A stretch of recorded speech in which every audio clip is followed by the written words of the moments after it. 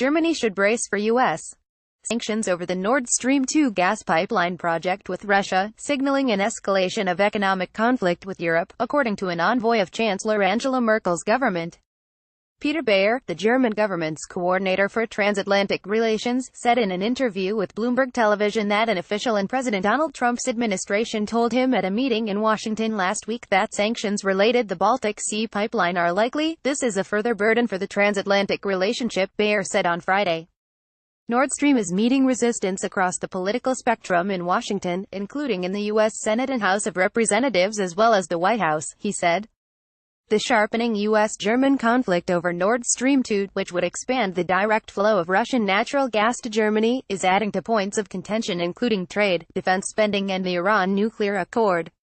Merkel and President Vladimir Putin discussed the pipeline's future during a meeting in Sochi, Russia, on Friday. Ukraine flow. Germany is prodding Russia to ensure that Nord Stream 2 doesn't preclude gas transit through Ukraine, whose security is a key factor in U.S. criticism of the pipeline project. We view Nord Stream 2 as an industry project, but it has other implications, Merkel said in Sochi alongside Putin. So, we need to discuss the question of what sort of guarantees can be offered to Ukraine in this context. Putin said transit through Ukraine would proceed as long as it's economically viable.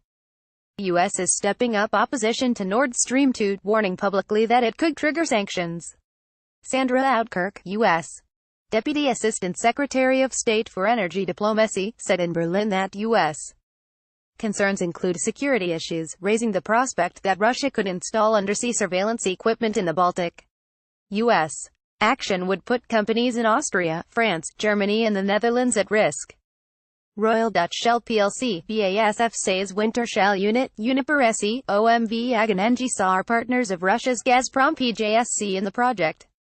Fight for interests. Bayer said the administration official, whom he didn't name, pointed out that the U.S.